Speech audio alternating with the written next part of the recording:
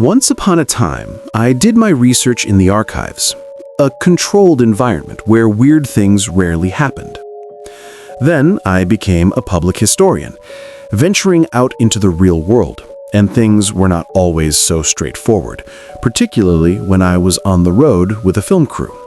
For instance, there was the time when the director was convinced that he had lost an expensive camera, which would have destroyed my budget. We subsequently discovered that the camera had only been misplaced. Overly excited by the good news, I decided that I could race the van carrying the equipment over a short distance, not accounting for the large curb that was in my way, which resulted in my falling face first into the pavement. A tooth was cracked, but mostly my ego was injured. That story had a beginning, middle, and end, but the one that follows, also about a missing camera, remains a mystery. It began one afternoon when we were filming near a dam in southeastern New Brunswick that had been built in the early 1950s to prevent tides from going upstream. The scene of the crime, if there was a crime, is pictured below. The site appeared to be bucolic, leading the filmmaker to make a decision that made perfect sense at the moment. Eager to maximize what we could do in limited time, he had had the foresight to bring two cameras, one that we would use for most purposes, but another special one that was equipped to shoot time-lapse images so that we could show the rapid rising and falling of the tides. In order to use them both simultaneously, the filmmaker decided to set up the smaller time-lapse camera in what appeared to be a secluded location. There was a single house across a small road from our site, located along the river and hidden from view by a large mound. No one was around, we thought, so what could possibly go wrong? We left the camera unattended for maybe 30 minutes, but when we returned, it was gone. There was no one around to ask if they had seen anything suspicious, and it all seemed pretty hopeless until a woman in a rickety red sedan approached us and asked if we were missing a camera and a tripod. We were thrilled to hear these words, but then it got weird.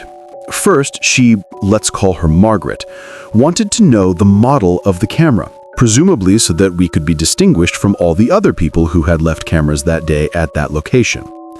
Having passed her test, she then returned the camera, which she said she had taken to protect it from someone with more sinister intentions.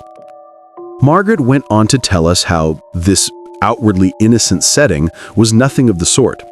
The house that overlooked our site had apparently been abandoned and was now being occupied by squatters who were using it to deal drugs, and the house next to hers, about 100 meters up the road from our site, had recently mysteriously burned down when its occupant went to live in a nursing home. She seemed a bit nervous as she told us these stories, clutching her lighter for dear life as she spoke, but we didn't think much about this at the time, and the director, who always had bottles of wine stashed away, provided her with one as a gesture of our appreciation, a finder's fee of sorts. This warm and fuzzy feeling passed pretty quickly as it occurred to us that her story was odd. If she was really trying to save the camera for us from the bad guys, wouldn't it have been better to leave a note? Otherwise, if we hadn't run into her, then the camera would have been hers. And how did she even come into possession of the camera, since no one could see it from the road, and she gave no indication that she had been out walking behind the mound that hid it from view? This is where her son entered the picture. After returning the camera, she kept talking and talking, ultimately explaining that she had already heard about us from her son, who, she says, had noticed us the previous day at Hopewell Rocks. A nearby tourist attraction no more than 15 minutes away, it is best known for the rock formations near the shore, carved away by the tides, some of which resemble flower pots.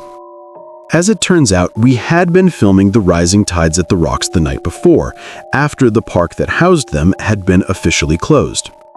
This explains why the image above is so dark.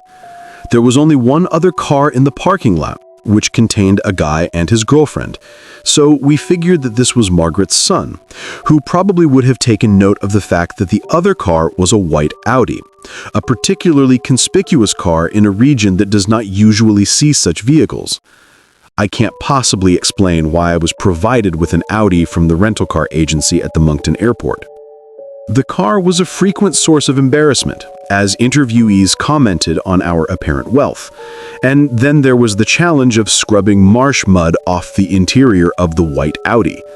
But I digress. But if our car had attracted the attention of the son, how did his mother know about it the next day, unless his son had already seen us, perhaps setting up our camera? Is it really likely that his son thought we were so interesting that he would have talked to her about our car, without any connection to the camera? In any event, the son's involvement provided the opportunity for endless speculation, the cameraman theorizing that the son had actually taken the camera without his mother's knowledge. In this version of the story, she was not exactly the Good Samaritan protecting the camera. Remember that Margaret was very much aware of the model number when we first met her, and so we started to imagine that when she saw what he had done, and after taking note of the model and the fact that it was fairly old and had little market value, she decided that it was better to try to return it than to keep stolen goods that belonged to the mysterious strangers. In the days that followed, as we continued our shoot, I asked people from the region what they thought about the story. Everyone I talked to was quick to point out that we had been crazy for having left the camera. Fair enough. I plead guilty to believing that New Brunswick is heaven on earth, which is a fact supported by its general avoidance of large-scale infection by COVID-19. That said, some thought that Margaret was just being neighborly, in her odd way, by trying to protect the camera. Others who were prepared to listen to my conspiratorial theories involving the son and his preoccupation with the three guys in the white Audi were drawn into my dark musings. Readers are encouraged to speculate further,